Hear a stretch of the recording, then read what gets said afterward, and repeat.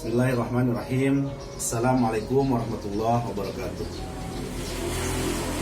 Bapak, Ibu, wali murid dan orang tua murid SD Muhammadiyah ASEAN Kota Batam yang saya hormati, alhamdulillah, bersyukur kita kepada Allah Subhanahu wa taala. Di kesempatan kali ini kita semua insya Allah diberi kesehatan sehingga kita bisa bertatap muka atau bermuajahah walaupun dalam bentuk virtual seperti ini. Pertama-tama, sebelum saya sampaikan tentang hal-hal yang berkaitan dengan hasil belajar siswa di semester kali ini, tentu saja penting kiranya saya memperkenalkan diri dulu, karena mungkin selama ini kita belum pernah berkenalan, apalagi bermuajahah secara langsung. Untuk itu saya ingin memperkenalkan diri. Nama saya Anggun Ayatullah Siddiq, pernah kuliah dulu di Universitas Islam Negeri Syarif Hidayatullah Jakarta, Fakultas Psikologi, dan juga sebelumnya saya juga adalah kepala sekolah di SD Muhammadiyah di Kabupaten Karimun. Senang sekali saya pada akhirnya bisa berada di Kota Batam, dan insya Allah mudah-mudahan amanah baru saya ini bisa saya emban dengan sebaik-baiknya. Tentu saja keberhasilan sekolah, sepengalaman saya di sekolah sebelumnya, bukanlah semata-mata dari kepala sekolah saja, melainkan dari seluruh stakeholder yang ada di sekolah itu, baik itu pihak guru, orang tua, dan murid seluruh sivitas akademika sekolah tersebut. Bapak, Ibu, orang tua murid, serta wali yang saya hormati, ada beberapa hal yang ingin saya sampaikan berkaitan dengan sekolah atau SD Muhammadiyah ASEAN Batam ini. Yang pertama, saya baru 2 bulan berada di sini, dan tugas saya belum banyak, masih mendengarkan masukan-masukan dari pimpinan, juga mendengarkan masukan-masukan dari guru dan lingkungan yang ada di SD Muhammadiyah ASEAN Batam. Dalam rangka itu, saya ingin menyampaikan beberapa hal yang menurut saya penting pada kesempatan kali ini. Yang pertama adalah bahwa SD Muhammadiyah ASEAN ini punya mimpi besar. Walaupun baru berjalan 3 tahun atau masuk ke 3 tahun, SD Muhammadiyah ASEAN ini punya cita-cita dan mimpi besar. Kenapa diletakkan kata ASEAN pada SD Muhammadiyah Kota Batam? Karena saya mengikuti betul, dulu walaupun di Karimun, saya beberapa kali begitu pertemuan, terutama pada saat peringatan milad Muhammadiyah yang ke-100 atau 1 abad Muhammadiyah, yang di situ juga alhamdulillah saya dapat bertemu dengan pimpinan Muhammadiyah dari Singapura, pimpinan Muhammadiyah dari Malaysia, juga pimpinan Muhammadiyah dari Thailand. Kita berbincang banyak, dan juga di situ pada saat itu juga hadir yang saat ini menjadi Ketua Umum PP Muhammadiyah, yaitu Bapak Profesor Dr. Haidar Nasir. Ada cita-cita besar terciptanya interkoneksi pendidikan Muhammadiyah di wilayah ASEAN dengan jejaring yang selama ini atau pada saat ini terbentuk. Nah, maka itulah kemudian Muhammadiyah ASEAN dibangun dan diletakkan sebagai tempat yang paling strategis untuk terciptanya interkoneksi pendidikan di Asia Tenggara.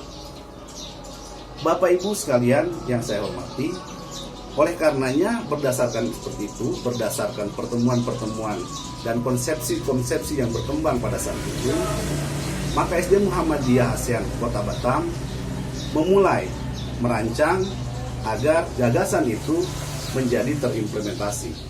Salah satunya adalah SD Muhammadiyah ASEAN.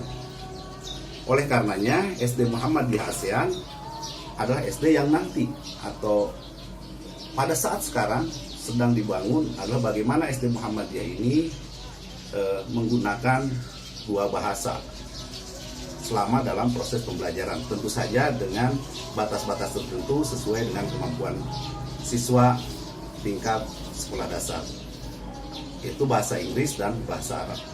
Nah, Bapak Ibu sekalian yang saya hormati, oleh karenanya ide atau gagasan ini tidak akan berjalan dengan baik kalau kita semua tidak menjadi bagian dari upaya mendukung cita-cita besar itu. Bapak Ibu yang saya hormati, insya Allah nanti saya sudah mempelajari beberapa kurikulum yang sudah ada, kemudian berbincang dengan pihak pimpinan. Ada beberapa hal yang nanti perlu dilakukan adaptasi.